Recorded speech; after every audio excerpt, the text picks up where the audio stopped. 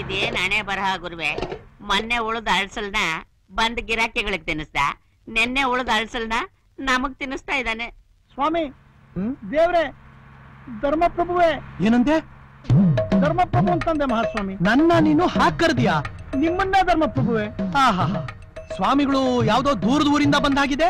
ಹೌದು, ತಿಂದು 2 ದಿನ ಆಯ್ತು. ಏನಾರ ದಾನ ಮಾಡಿ ಅನ್ನದಾನದ ಪುಣ್ಯ ಕಟ್ಕೊಳ್ಳಿ ಮಹಾಸ್ವಾಮಿ. ಸ್ವಾಮೀಜಿಗೆ 2 ಇಡ್ಲಿ ಕಟ್ಟು.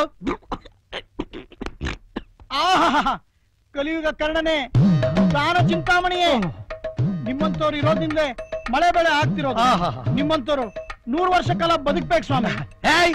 ಸ್ವಾಮೀಜಿಗೆ ಮಸಾಲೆ ದೋಸೆ 1 ತೂತೂರೆ ಸೇರ್ಸ್ ಕಟ್ಟು.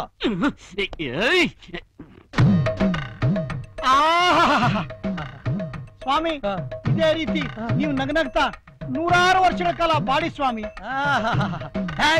ಪೊಂಗಲ್ಲು ಗಟ್ಟಿ ಚಟ್ನಿ ಸೇರ್ಸ್ ಕಟ್ಟು.